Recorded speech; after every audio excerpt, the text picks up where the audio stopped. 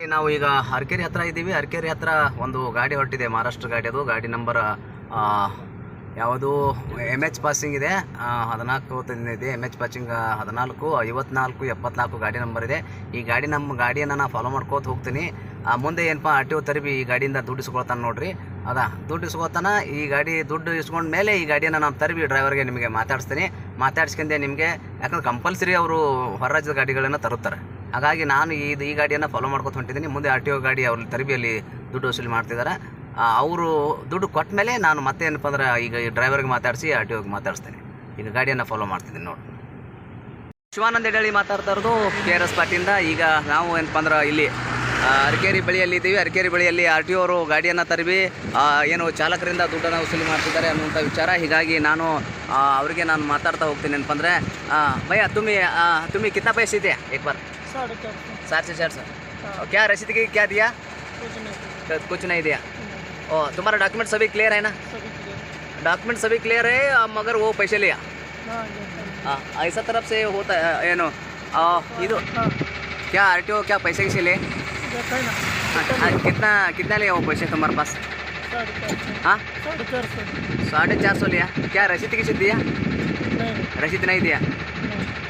ओ तुम्हारे पास 550 रुपया दिया लिया. तुम कितना बार आते महीने में?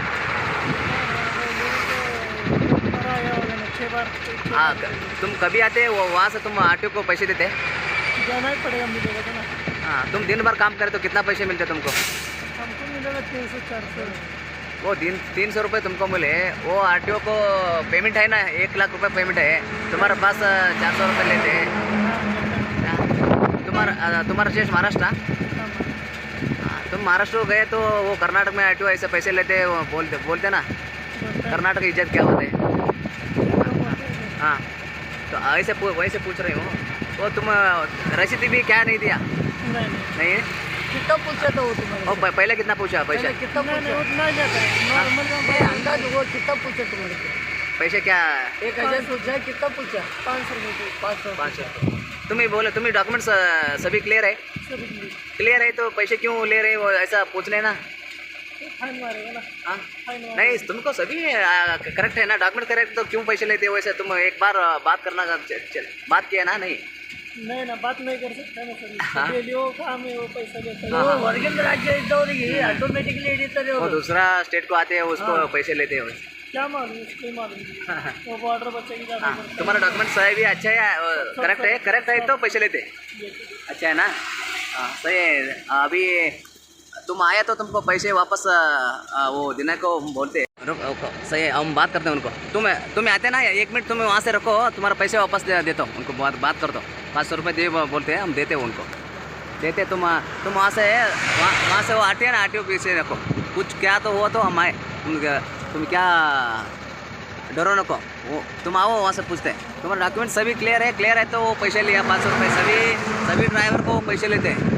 क्यों लेते हैं? उनको भी वो पेमेंट है, 1 लाख रुपये पेमेंट है. फाइन नहीं वो डालते हैं, सभी पैसे लेकर छोड़ते. वही से हम बात करें. हाँ तो तुम्हारा डॉक्यूमेंट सभी क्लियर है ना? क्लियर है तो 500 रुपये लेते. रसीद दिए? क्या भी नहीं देता रसीद नहीं. ಹಾಂ ಅಚ್ಚಾ. ಏನಪ್ಪ ಅಂದ್ರೆ ಈ ಡ್ರೈವರ್ನಿಂದ ಈ ಮುಂದೋಗ್ತಲ್ಲ ಗಾಡಿ, ಈ ಗಾಡಿಯ ಡ್ರೈವರ್ನಿಂದ RTO ಅವರು ದುಡ್ಡು ಇಸ್ಕೊಂಡಿದ್ದಾರೆ. ಹಾಗಾಗಿ ಆ ಡ್ರೈವರ್ನನ್ನು ನಾವು ಕರ್ಕೊಂಡು ಹೋಗ್ತಾ ಇದ್ದೀನಿ. RTO ಅವರು ಮುಂದೆ ಹೋದರು ನಮ್ಮ ಗಾಡಿ ನೋಡಿ. ಹಾಗಾಗಿ ಅವ್ರಿಗೆ ನಾನು ಮಾತಾಡ್ಸ್ಕೊಂಡೆ ಯಾಕೆ ದುಡ್ಡು ತೊಗೊಂಡ್ರಿ ಮತ್ತು ರಸೀದಿ ಯಾಕೆ ಕೊಡಲಿಲ್ಲ ಅಂತ ಹೇಳಿ ಅವ್ರಿಗೆ ಕೇಳಬೇಕು. ಈಗ RTO ಅವರ ಏನು ಅವ್ರ ಗಾಡಿ ಮುಂದೆ ಇದೆ, ಅವರೆಲ್ಲಿ ತರುತ್ತಾರೆ ಅಲ್ಲಿ ಕರ್ಕೊಂಡು ಹೋಗಿ ಡ್ರೈವರ್ಗೆ ಮಾತಾಡಿಸುವಂಥ ಕೆಲಸವನ್ನು ಮಾಡ್ತೀನಿ. ಇದು ಹಗಲು ದರೋಡೆ ಆಗ್ತಾಯಿದೆ, ಹೀಗಾಗಿ ನಾವು ಅದನ್ನು ಪ್ರಶ್ನೆ ಮಾಡ್ತಿದ್ದೀವಿ. ಹೌದಾ, ಈಗ RTO ದುಡ್ಡು ತೊಗೊಂಡಂಥ RTOನ ಫಾಲೋ ಮಾಡ್ತಿದ್ದೀವಿ. RTO ಗಾಡಿ ತುಂಬ ಸ್ಪೀಡಾಗಿ ಅವರು ಹೊಡ್ತಾ ಇದ್ದಾರೆ. ಯಾಕಂದರೆ ಎಲ್ಲಿ ಏನಪ್ಪ ಅಂದ್ರೆ ಸಿಕ್ಕರೆ ಏನಪ್ಪ ಅಂದ್ರೆ ಹೌದಾ, ಈಗ ನೋಡ್ಬೋದು ನೀವು ಹತ್ತತ್ರ ನಾವು ಏನಪ್ಪ ಅಂದ್ರೆ ಹತ್ತತ್ರ ನಾವು ಏನಲ್ಲ ತುಂಬ ಸ್ಪೀಡ್ ಹೋಗ್ತಿದ್ದೀವಿ ಅವ್ರು ಫಾಲೋ ಮಾಡೋಕಂತೇಳಿ. ಬಟ್ RTO ಅವರು ರೊಕ್ಕ ತೊಗೊಂಡ ಕಾರಣಕ್ಕೆ ಗಾಡಿ ತರಲೋರೆ ಭಾಳ ಸ್ಪೀಡ್ ಹೊಡಿತಾ ಇದ್ದಾನೆ. ಹತ್ತತ್ರ 150 ಸ್ಪೀಡ್ ಮೇಲೆ RTO ಗಾಡಿ ಹೋಗ್ತಿದೆ. ಗಾಡಿ ನಂಬರ್ ಏನಿದೆ ಅಂದರೆ K28GA ಇದೆ 099 ಅಂತಂದು ಗಾಡಿ ನಂಬರ್ ಇದೆ. ನೀವು ನೋಡ್ಬೋದಪ್ಪ ಗಾಡಿಯನ್ನು ತೋರಿಸ್ತೀನಿ. RTO ಅತಿ ಹೆಚ್ಚು ಏನಪ್ಪ ಅಂದ್ರೆ ಸ್ಪೀಡ್ನಲ್ಲಿ ಗಾಡಿ ತೊಗೊಂಡು ಹೋಗ್ತಿದ್ದಾರೆ.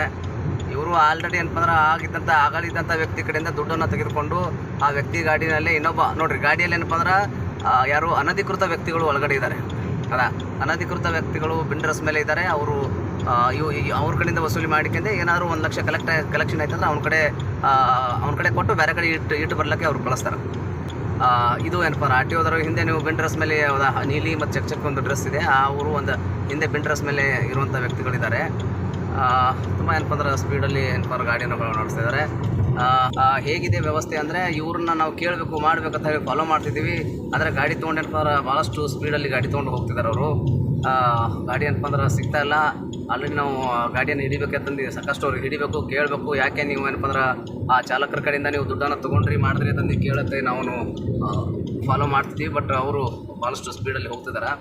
ಮತ್ತು ಆ ಗಾಡಿಯಲ್ಲಿ ಏನಪ್ಪ ಅಂದ್ರೆ ಅನಧಿಕೃತ ವ್ಯಕ್ತಿಗಳು ಇದ್ದಾರೆ. ಆಲ್ರೆಡಿ ಆಗಲೇ ದುಡ್ಡು ತೊಗೊಂಡ್ರು ಅಂತ ಹೇಳಿದ್ರಲ್ಲ, ಅವನ ಕಡೆ ದುಡ್ಡನ್ನು ತೊಗೊಂಡಿದ್ದಾರೆ. ಹಾಗಾಗಿ ಅದನ್ನು ಕೇಳಬೇಕಂತ ನಾವು ಫಾಲೋ ಮಾಡ್ತಿದ್ವಿ. ಬಟ್ ನಮ್ಮ ನೋಡಿ ಅವರು ಭಾಳಷ್ಟು ತುಂಬ ಸ್ಪೀಡಲ್ಲಿ ಗಾಡಿ ತೊಗೊಂಡು ಹೋಗ್ತಿದ್ದಾರೆ. ಈಗ ನಾನು ಅವರಿಗೆ ಫಾಲೋ ಮಾಡ್ತೀನಿ, ಹಿಡಿಬೇಕಂತಂದು ಟ್ರೈ ಮಾಡ್ತೀನಿ. ಅವ್ರೇನು ಬಹುತೇಕ ಸಿಗ್ತಾರೋ ಇಲ್ಲ ನನಗೆ ಗೊತ್ತಿಲ್ಲ, ಯಾಕಂದ್ರೆ ಭಾಳ ಸ್ಪೀಡ್ ಇದೆ ಗಾಡಿ ಅವ್ರದ್ದು. ಅದನ್ನು ಈಗ ನಂತರ ಫಾಲೋ ಅಂತ ಮಾಡತ್ತೀನಿ.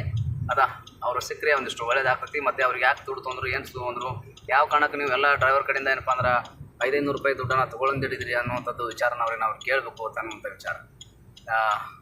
ಎಲ್ಲಿ ಸಂಧಿಗೆ ಒಂದ್ಯಾಗ ಅಷ್ಟೇ ಹೊಡಿತಾರೆ. ಜಾಗಿಲ್ಲ ಅಂದ್ರೂ ಏನು ಗಾಡಿ ತೊಗೊಂಡು ಹಂಗೆ ಓಡ್ತಿದ್ದೆ ನನಗೆ ಪುಣ್ಯಾತ್ಮ. ಹೌದಾ, ಇದು ನಮ್ಮ ವಿಜಯಪುರ ಜಿಲ್ಲೆಯ ಆರ್ ಟಿ ಒ ಅಧಿಕಾರಿಗಳು ಏನಪ್ಪ ಅಂದ್ರೆ ಸಾಕಷ್ಟು ಚೆನ್ನಾಗಿ ದುಡ್ಡು ಮಾಡ್ತಾರೆ ಅನ್ಕೊಂಡು ಉದಾಹರಣೆ ನೋಡೋಣ.